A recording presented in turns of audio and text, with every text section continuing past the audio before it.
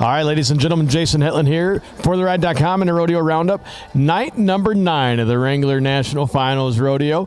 And I am proud to say that I'm from Minnesota, and my neighbor right here in South Dakota, Lisa Lockhart, first go-around win of the 2012 NFR, $18,000 and a gold buckle later. What a fast run. Well, thank you very much. It felt great, and we're just happy to be here. Absolutely. You know, it was really odd tonight, and even really during the whole finals, you see a lot of barrels getting knocked over, and that's really not normal. There's been a lot of talk about the different ground conditions, especially it rained here in Las Vegas last night, and that may have had something to do with it. Talk to us about the ground conditions a little bit, and I heard that there may be some drop-offs in some ruts around the barrel pattern, and just talk to us about that, about why you think that there's more barrels going down this year.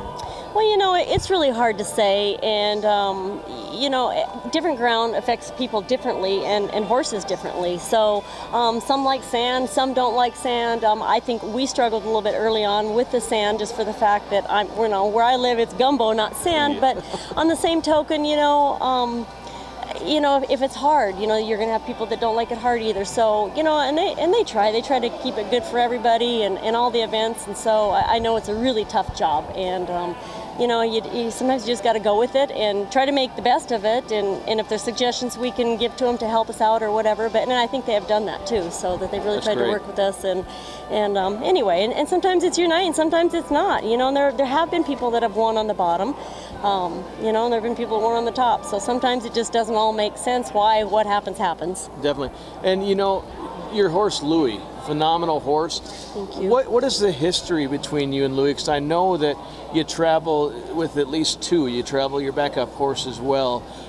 What makes you decide what horse to use on a particular night or a particular rodeo? You know, it's kind of tough sometimes when you do have more than one horse and to try to figure out the situation. Usually it's pretty cut and dry, or oftentimes, you know, it's more the timing, you know, that I'm going to use this one for a little bit and then give it a break and use another one. And so it kind of goes in spurts, is what I've tried to do, is to use them both equally. Louis has probably gotten a little more of the brunt of the call this last year, just for the fact that he excels more indoors than Chisholm does. So yeah, you know, so I was just thinking about that the other day. I'm thinking, oh, Louis probably not going to get a very long break before it's time to go again, and unfortunately Chisholm probably gets to wait till about May. So you know, it's not very fair, but on the same token, you know, Chisholm definitely pulled his weight this summer when it was his time. Definitely.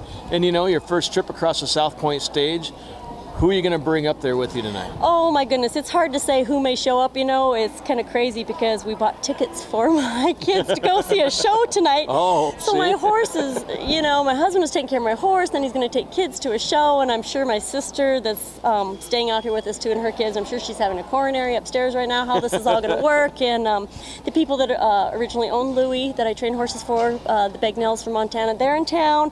It's just hard to say who may end up on there. And if anybody, you know, I've got so many great supporters and family and friends here that I would love to have them all up there with me. Well, what a night to win it with so much going on within the family. So. Well, hopefully they get out of the show in time to be able to come to South Point. So, yeah. All right. Ladies and gentlemen, Jason Hetland here with ForTheRide.com and the Rodeo Roundup with go-around number 9 winner in the barrel racing, Lisa Lockhart.